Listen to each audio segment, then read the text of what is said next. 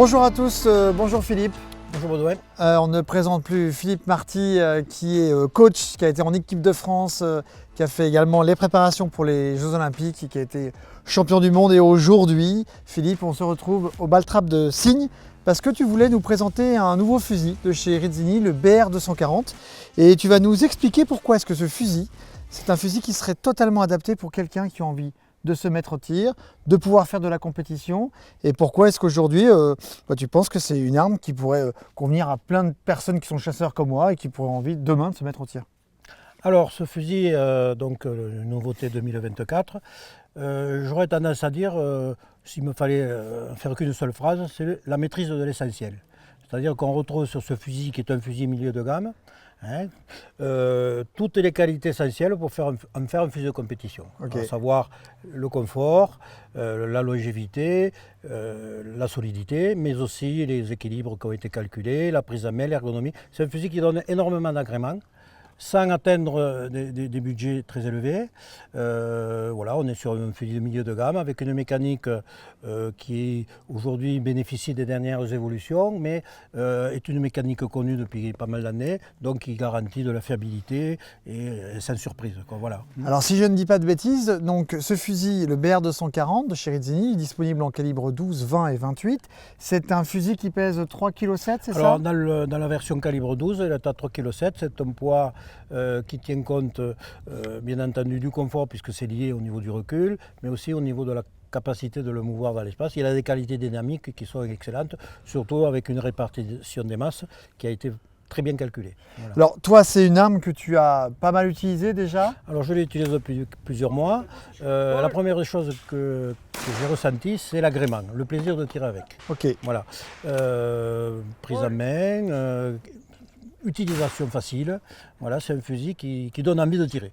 Voilà. Qui donne envie de tirer. Au-delà, bien entendu, qu'ensuite, comme tout fusil, bien sûr, il faut savoir l'utiliser. La technique de tir compte pour beaucoup quand même. Comme je dis souvent, ce n'est pas le stylo qui fait l'écrivain, mais disons que c'est un stylo qui aide à bien écrire. Voilà. En termes de réglage sur cette crosse, comment est-ce qu'on va faire justement pour la régler? Alors, le réglage d'une crosse, nous avons un bus réglable en hauteur et en latéralité. En fait, la hauteur du bus, c'est ce qu'on appelle l'appui de joue.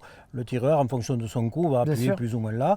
Et c'est tout simplement la distance de son œil, l'os malaire. C'est-à-dire qu'on va régler le buste de telle manière que quand le tireur va avoir appuyé sa joue, son os malaire sur le buste, il ne faut jamais être en dessous, parce que sinon ça fait lever la tête. Voilà. Et donc en fonction de la morphologie, on règle plus ou moins la hauteur. Et ensuite ce qu'on appelle le dévers, on bouge un petit peu en fonction de la position de l'épaule par rapport à l'œil. Voilà. Ce réglage, il se fait à partir de voilà, quoi, on là? a deux petites vis avec une clé Allen, on dévisse facilement. Et ensuite on monte ou on descend, bien entendu, le bus très facilement. Voilà.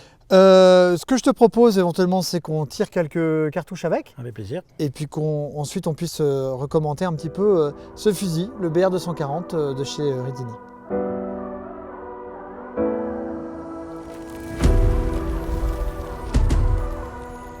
Bon alors Philippe, merci de cette présentation. Maintenant nous sommes sur le pas de tir, toujours ici à Signes.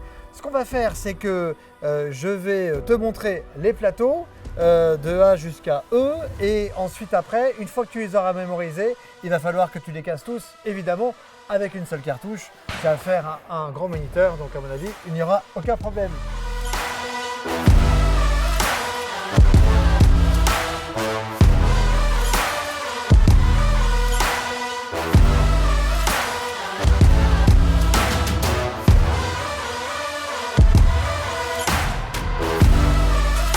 Attention.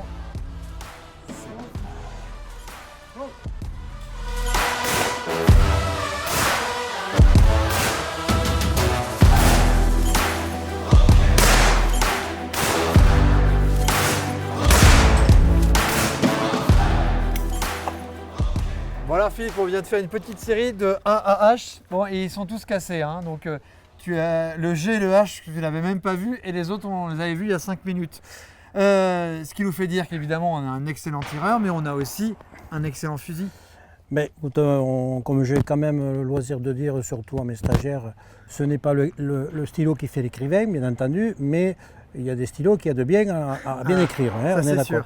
Et il est incontestable que ce fusil, comme je l'ai dit dans la présentation tout à l'heure, c'est un fusil qui amène de l'agrément, de la facilité de tir et qui aurait tendance à être un beau stylo et avec qui on écrit bien. Voilà.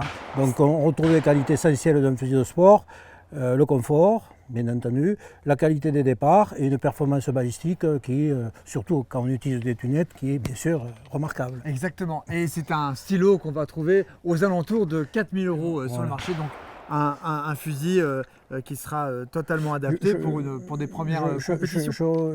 J'insiste avec ça, c'est un fusil qui maîtrise les facteurs essentiels, hein, sans aller au bout des choses qui sont souvent coûteuses et peut-être pas toujours utiles. Là, on a un fusil qui, on peut être sans problème champion de quelque chose. C'est pas un élément limitatif. Hein, voilà. Ça me plaît ça. On peut être champion de quelque chose. On verra si dans un an, voilà. on n'en dit pas plus. Voilà. Tu aimes pas notre sport des fois parce que peut-être. Merci. La conversion peut-être sera plus. Non, c'est ça. Merci Philippe. Avec plaisir. Merci.